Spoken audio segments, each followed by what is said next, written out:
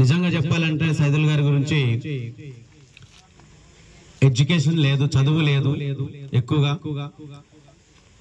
అయినా సరే ఆయన ఎక్కడ కూడా తగ్గకుండా అతన్ని మనం ఆదర్శంగా తీసుకోవచ్చు. మనం చాలా మంది ఇక్కడ చదువుకున్న వాళ్ళు ఉన్నారు, గ్రాడ్యుయేట్ కంప్లీట్ అయిన వాళ్ళు ఉన్నారు, ఎంతో కొంత నాలెడ్జ్ ఉన్నటువంటి వ్యక్తులు ఉన్నారు.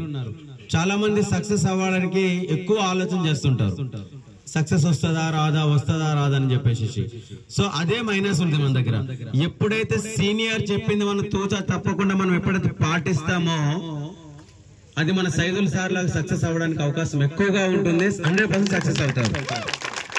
ఆయన వేరేది ఆలోచన చేయలేస్తా అని ఒకే ఒక మాట మీద నిలబడి ఈ రోజు ఇంత సక్సెస్ అయ్యిండు.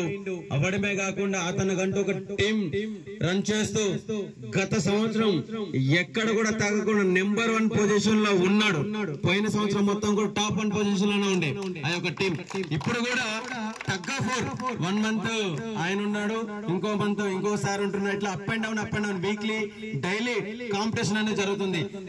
అదే విధంగా మరి ఇంత పెద్ద సంస్థలో టాప్ 1 పొజిషన్ లో ఉండడం అంటే ఒక్కసారి ఆలోచన చేయండి. మీరు ఎంతగా అతన్ని ఇన్స్పిరేషన్ తీసుకుంటే మీరు కూడా అంత బాగా సక్సెస్ అవ్వగలుగుతారు. ఓకేనా ఎస్బిఎం? మరి అటువంటి లీడర్ సక్సెస్ అయినప్పుడు మీకేం తక్కువ ఉందండి?